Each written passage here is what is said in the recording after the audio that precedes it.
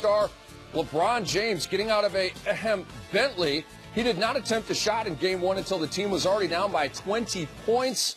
Wow. And he is getting ready to go, entering the arena. And in studio, we have a very special guest. Blocked from behind by Tony Allen. How W to Tony Allen! Tony Allen from Tony Allen. Tony will cap it. His passion and desire, you can't teach. The Grizzlies will retire his number. For what he has meant to this city and to this franchise, it's a no-brainer. Hello again, basketball fans, and welcome to Game Time. Rick Kamler with David Griffin, Ryan O'Hollins, and first team on defense, we have Tony Allen. We have the grindfather himself. It is great to have you on NBA TV. Welcome to the ride, man. Much love. I'm happy to be here. Yeah, man. So I want to know from you, Tony. We'll talk to Griffin, Ryan throughout this one-hour show as well. The Cleveland Cavaliers need to play better defense. They need the grit and grind that you brought to Memphis and Boston and wherever else you were. Most definitely. Playing with a guy like Jeff Green, I think he's one of the catalysts who could probably set that tone. But playing defense, it's like you gotta start somewhere, and it's a snowball effect, and it's contagious. But they all have to do it collectively, and they have to start soon in this series. All right, I want you guys talking about this guy right here real quick. Ryan, just your thoughts on Tony Allen. For one, this is one of my favorite teammates of all time, and he knows that there's just an energy and charisma that Tony has brought to the energy into the locker room night in and night out.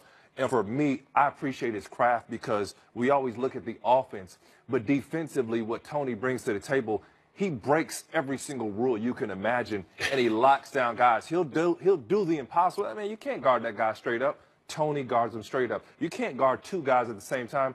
I've seen him do it. So T.A., not only one of my favorite teammates, but I mean, an elite basketball player.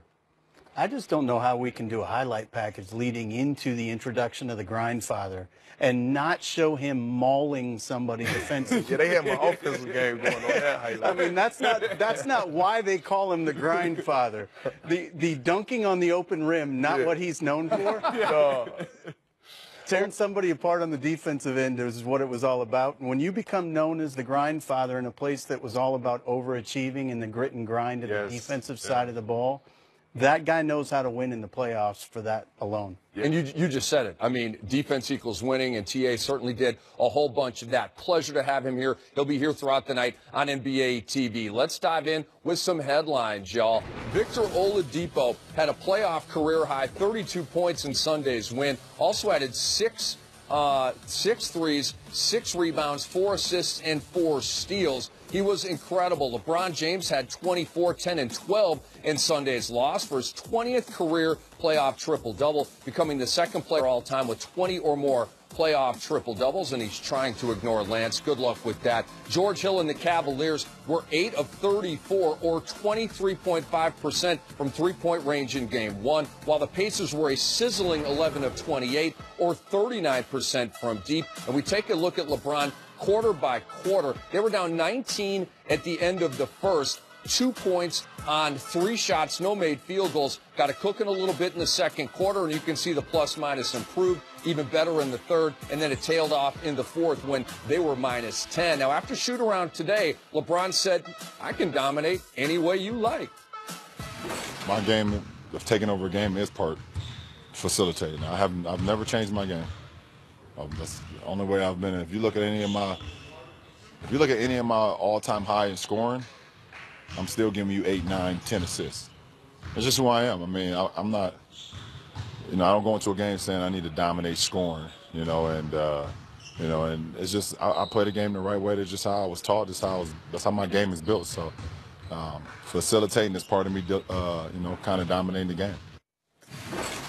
So then tonight, what are we looking at? 40, 15, and 15? I don't know. We'll figure it out. But we have TNT's Allie LaForce live from Cleveland. And Allie, what have you heard about LeBron's mindset for tonight's game? Different than Game 1? Well, what you've heard consistently is we all need to be more aggressive, but define being aggressive, because you heard LeBron right there say, I was aggressive from the start. Me being a facilitator is me being aggressive and assertive. And we just talked to Coach Lue moments ago, and he said, hey, we drew things up for LeBron early in the game, quite a bit actually, but he always made the best basketball play. And that's how LeBron plays. That's how he wants to play. That's how he's always been known. But Coach Lue said, I guess what I'm going to have to do is draw up plays where he has no option other than to score and go to the basket. I can't give him the option of making a better basketball play. So he said, I will make sure he gets to the basket and scores the basketball early in this game.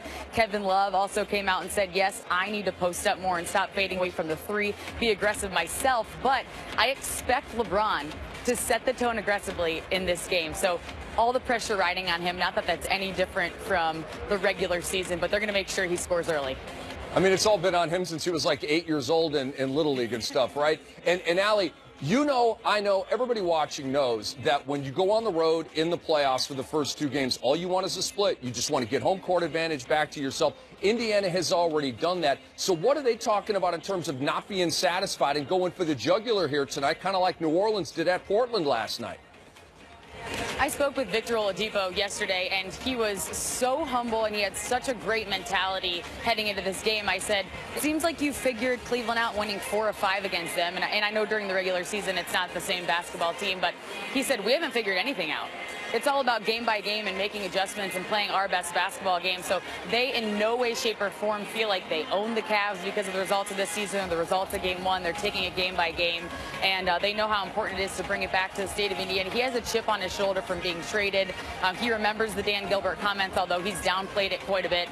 And I just think their mentality is right. One thing they've done great is they get back in transition. They're so physical with this Cleveland team, and they also don't switch defensively, so it's a different type of style than the Cleveland's used to seeing with teams switching, which obviously LeBron is a master of breaking down teams that switch. He's a master in general out there on the court. But you got to like Indiana's mentality. They're not afraid. Allie, really appreciate the time. Great information as always. Enjoy the call tonight with Marv and C-Web, and we'll talk to you soon. Sounds great. Have fun. All right, Allie LaForce live from the Q in Cleveland now. Griff, former general manager of these Cleveland Cavaliers, you have a ring to prove it. When or if is the Cleveland Cavaliers defense going to arrive? We've been asking this question for now 83 games. Well, it's interesting. We were all talking about it offset as well. I think there's two things that have gone on that have really hurt them. One, they turned the ball over quite a bit. They gave up 20 points on 17 turns.